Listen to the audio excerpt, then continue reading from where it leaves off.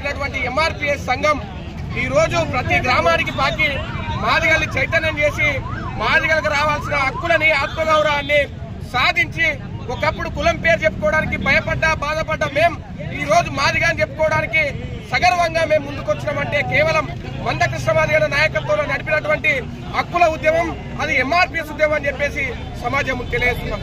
ఆర్థికంగా లేని మేం సామాజికంగా ఇబ్బందులు పడ్డ మేం ఇవాళ మాదిగా అని చెప్పుకొని గర్వంగా సమాజం ముందు ఉద్యమం చేస్తామంటే సమాజంలో ఉన్న అన్ని వర్గాల ప్రజలు మమ్మల్ని హక్కున చేర్చుకొని మా ఉద్యమాన్ని నడిపిండి అనేది అక్షర సత్యం. అంతేకాదు మిత్రులారా, 1947 ఏదైతే ఆగస్టు 15 భారతదేశానికి స్వాతంత్రం వస్తే 1994 జూలై 7 తారీఖున మాదిగలకు స్వాతంత్రం వచ్చిందనేది అక్షర సత్యం.